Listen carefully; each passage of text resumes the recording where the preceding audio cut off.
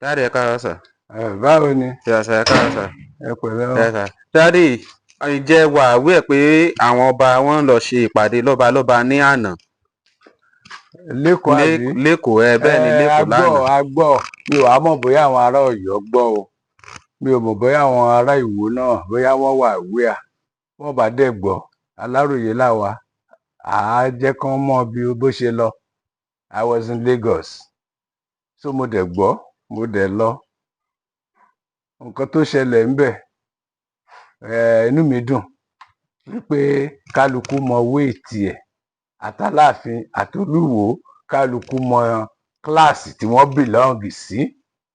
Tí a ò lè ṣe ká má mẹ́nu bà á ọ̀ǹtì tí wọ́n bá forí fó lórí la tó máa sinmi láti máa fi àkàwé han àwọn èèyàn wa. Nígbà tí wọ́n débẹ̀ yẹn lánàá, ṣe bí wọ́n ti arrange àga síbẹ̀, wọ́n dẹ̀ pé Ọọ̀ni pé kó máa bọ̀ lórí àpèrè ńlá, àga tó ga jù lọ ńbẹ̀ gẹ́gẹ́ bí alága gbogbo ọba ó lọ síbẹ̀. Brọ́dà mi ti ń jẹ́ Ọwádé, àwọn náà dẹ̀ lọ jókòó sí ibi tí wọ́n kọ orúkọ wọn sí láàrin àwọn Mọ́lá Àtẹmẹsẹ̀ àtàwọn tí wọ́n jọ wà ńbẹ̀, wọ́n dẹ̀ jókòó síbẹ̀. But mo wá gbọ́ pé nìkan náà tó tẹ̀lé Aláàfin Ọ̀yọ́ wá, allegedly ni o, mi ò sínú họ́ọ̀lù tá a mú wa o. Wọ́n wá sọ f'Aláàfin pé kó yarí fún wọn, kó lọ sórí òkè yẹn, kó lọ jókòó sága tó wà lẹ́gbẹ̀ẹ́ Ọọ̀ni, because Ọọ̀ni number 1 o number 2 ìwọ gan number 1 Ọọ̀ni number 2. Lóyìn Aláàfin wa ní kò need, ẹ jẹ́ ká parí meeting a máa yanjú ẹ̀. Ṣùgbọ́n mo wò pé tí Aláàfin bá make move yẹn tó ráwọn náà títí tí wọ́n fi ń sọ ní number 1 sí Ọọ̀ni, so wọ́n tún wá gbé kinní yẹn wá sí meeting láti wá sọ wípé pé kò yẹ k'Aláàfin gbà fún wọn pé kó jẹ́ kí Ọọ̀ni ló máa wà lórí high table. Kódà gbogbo mo ṣe ń gbọ́ allegedly náà ni o, bí mo ṣe ń gbọ́ mi ò sí ńbẹ̀ o. Wọ́n ní wọ́n ti gbé Tinubu lọ sí court torí pé ó fi Ọọ̀ni ṣe number 1, ó fi Aláàfin sílẹ̀.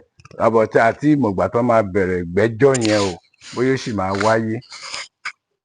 A ṣáà dúpẹ́ lọ́wọ́ Ọlọ́run pé àwọn tó ń ti Aláàfin wọn ò títí débi pé kó lọ síbi tí Ọọ̀ni àti Sanwó-Olú wà, àtọba Haúsá àtọba Ìgbò.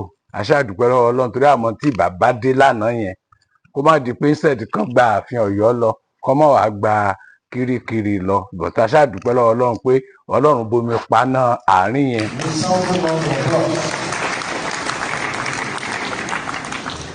I think we can do better for him for bringing this to reality.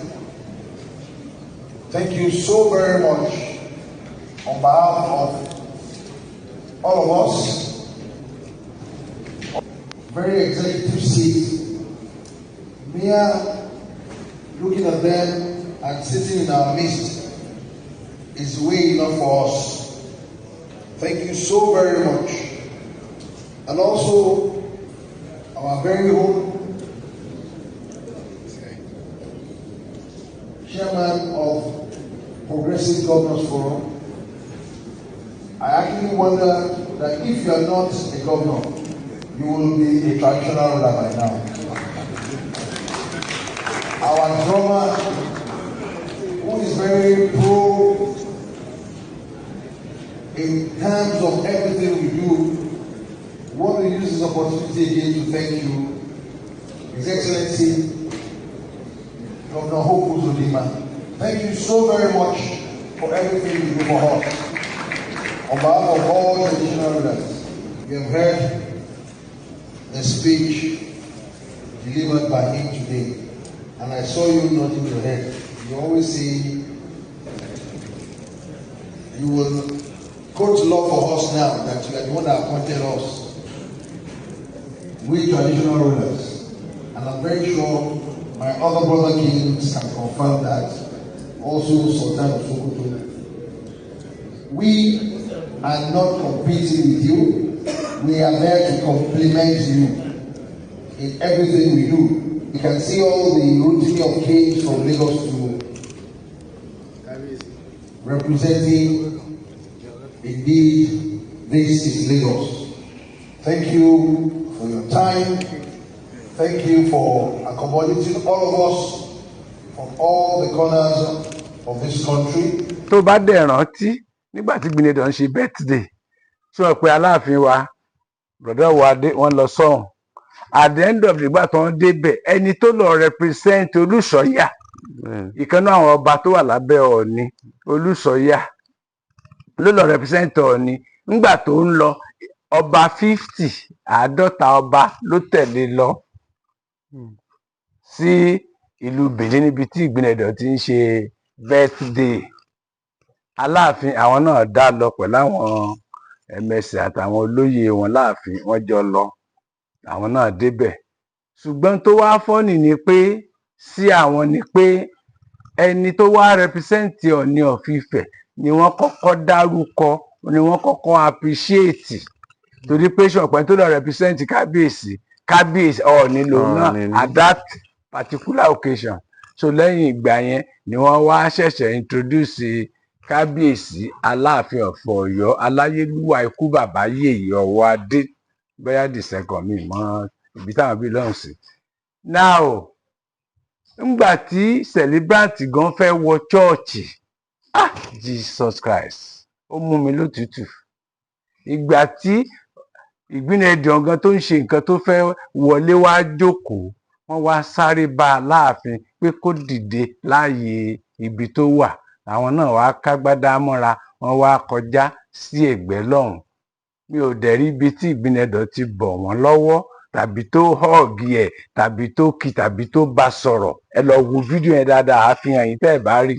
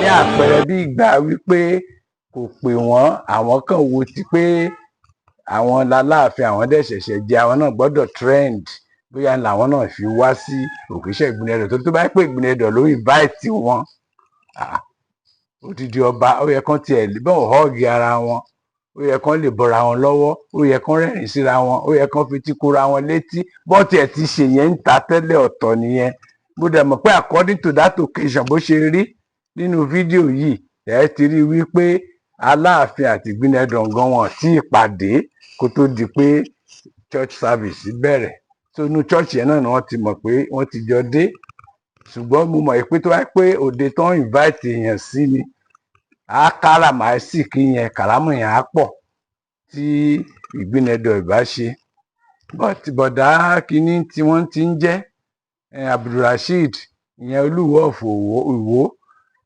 àti mi rò pọ́n jẹ́ káwọn jókòó sí láì tí Aláàfin wà ní Èkó àwọn tó tún wá lọ jókòó sí ìgbéró kẹta kọ́nà wà ẹ̀yìn lẹ́yìn lọ́hùn bíi tí àwọn ẹmẹsẹ̀ kábíyèsí Ọọ̀ni jókòó sí ibẹ̀ làwọn jókòó àti ẹ̀rí àárí wọn bọ̀ bí n pàwọ́ wà ń bẹ amọ̀gbà tán wọlé pẹ̀lú agbádá wọn but ibi tán wá jókòó sí ìgbà tí mítìn parí la ṣẹ̀ṣẹ̀ wá rí dáadáa pé bàbá Olúwo náà àwọn náà wá sí ìpàdé àjọṣe gbogbo ẹgbẹ́ ọba nílẹ̀ Nàìjíríà.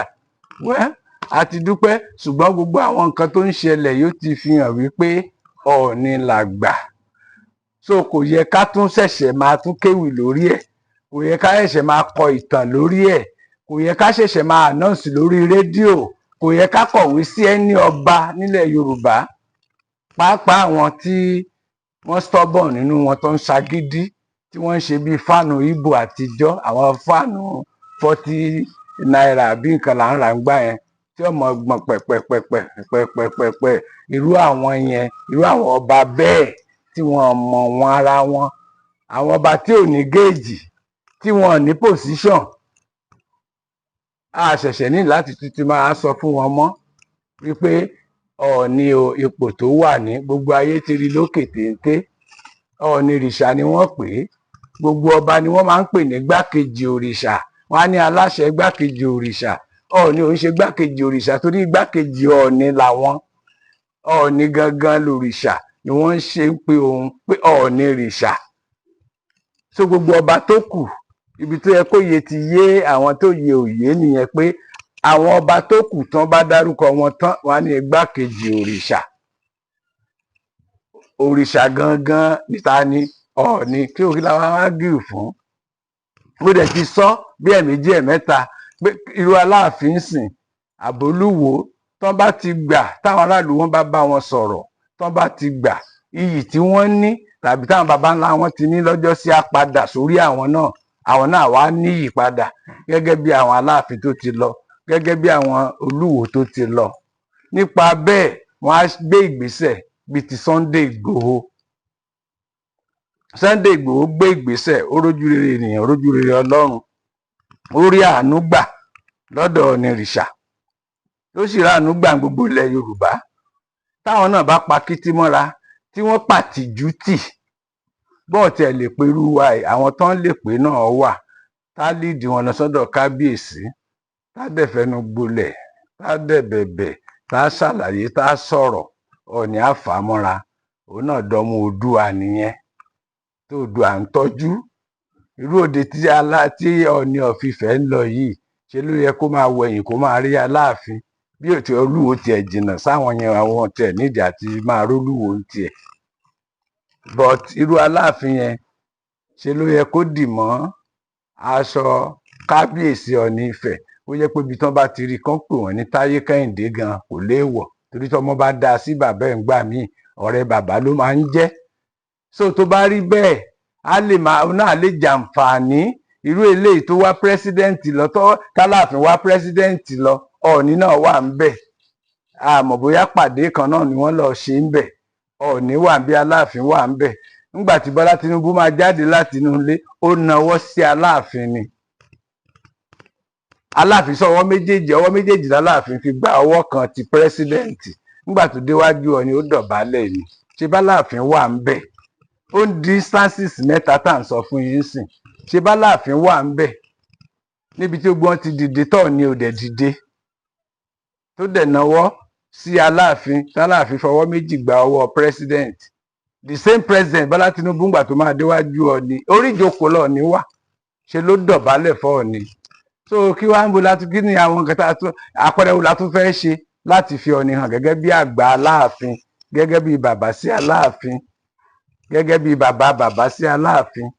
So nǹkan tó kàn wà ń bẹ̀ tí èmi fẹ́ k'Aláàfin ṣe, kán jọ̀ kán pàkítí, kán pàtìjú mọ́ra, kán arrange, kán wá àwọn èèyàn tó lè lọ bá wọn ṣáájú, kó mú wọn lọ síwájú kábíyèsí, kán dọ̀bálẹ̀, kán fẹnu gbolẹ̀, kán kí Ọọ̀ni. Mo jẹ́rìí Ọọ̀ni gá gbé dìde, bí ọ̀bùtẹ̀ lè dì mọ́ra, Ọọ̀ni á gbé dìde, á bọ̀ lọ́wọ́, á tẹríba, á fọwọ́ méjì gbà bíi ti kábíyèsí ọba Lámìdí tán dolóògbé Aláàfin àná. So nǹkan tèmi rí tó lè wà bẹ́ẹ̀ ni ẹ̀kọ́ ti fojú mímu hàn, àlá sì ti fojú oko ọ̀lẹ hàn, gbogbo ẹ̀ ti clear báyìí. So kò nídìí pé a tún ń jà, àbá ń lọ sí ilé ẹjọ́ mọ́.